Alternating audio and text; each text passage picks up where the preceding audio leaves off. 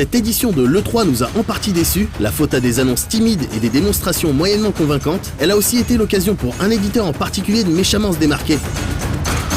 Ubisoft présentait ainsi plusieurs titres 18+, sévèrement attractifs, dont le prochain Assassin's Creed. Les événements de cet épisode se déroulent en pleine révolution américaine, une période rarement traitée dans le jeu vidéo, comme nous le confirme Julien Laferrière, un des producteurs du jeu. Très tôt dans le processus de développement d'Assassin's 3, on s'est entendu sur la révolution américaine parce que c'était une période de l'histoire qui était vraiment très intéressante, très documentée aussi. On a accès à beaucoup de documents historiques pour s'inspirer. Et on pense aussi que c'est une période qui n'a pas été traitée énormément dans le domaine du jeu vidéo, dans l'industrie du divertissement en général. Donc c'était l'opportunité de conter une histoire vraiment intéressante et vraiment nouvelle.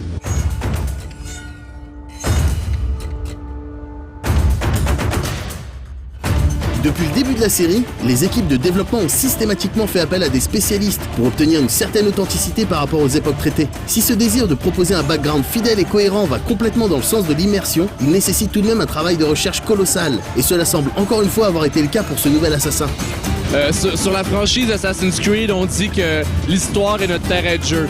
Donc, ça fait depuis plusieurs jeux qu'on se documente énormément, puis on a vraiment une signature qui fait qu'on veut traiter l'histoire avec authenticité. Donc, c'est toujours très vrai sur Assassin's 3, en fait, plus que jamais. La période de la Révolution américaine est une période très documentée. On a avec nous un historien qui travaille en permanence, qui est spécialisé sur la Révolution américaine, qui travaille avec nous, qui nous donne, en fait, des facettes historiques peut-être un peu plus grises, en fait, qui sont intéressantes à exploiter.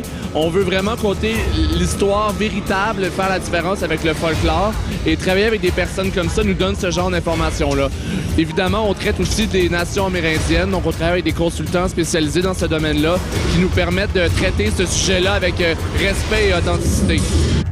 Si l'on reste assez confiant quant au traitement des éléments de background et d'histoire, on attend tout de même de cet assassin qu'il propose du neuf en termes de gameplay. Et cela semble être le cas, ne serait-ce qu'à travers les nouveaux environnements dont il est question ici.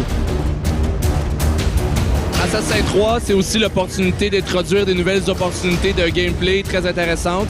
Je pense qu'une des plus intéressantes pour les joueurs, autant les fans de la franchise que les nouveaux joueurs, c'est l'environnement de la forêt. C'est une carte qui est immense, qui est 1,5 fois la taille de Rome dans Brotherhood, pour vous donner un peu une idée. Donc c'est une des vastes étendues de forêt avec des grandes montagnes, des lacs. C'est un environnement qui est très riche, très nouveau. Donc c'était très difficile d'ignorer, en fait, parce que quand on pense à l'Amérique, on pense à ces grandes étendues-là. Et pour le joueur, ça va être une nouvelle opportunité de gameplay. On peut penser à la chasse, par exemple, ou la possibilité de grimper tous les arbres et tous les rochers qu'on voit à l'horizon. Donc, c'est une grande carte qui est extrêmement explorable et qui offre des nouvelles opportunités de gameplay très intéressantes. La forêt et les espaces sauvages d'une manière générale constituent effectivement des terrains propices à de nouvelles mécaniques de jeu. Mais ces nouvelles idées n'ont pas forcément été faciles à mettre en place et ont surtout demandé un investissement technologique conséquent, comme nous l'explique Julien. L'aspect du développement qui a posé le plus grand challenge à l'équipe, c'est ce que j'ai dit précédemment. En fait, c'est la forêt. L'ajout de la forêt nous a nécessité une réécriture complète du comportement en termes d'animation du personnage principal pour être capable de naviguer dans les arbres, d'être capable de grimper des surfaces plus organiques, donc un peu plus aléatoires, si on veut, qui ont été forgées par la nature plutôt que par l'homme. Donc, ça a demandé un investissement technologique quand même assez grand. Un autre élément majeur, en fait, c'est l'introduction des batailles navales, qui est nouveau dans la franchise, qu'on a présenté cette semaine à l'E3.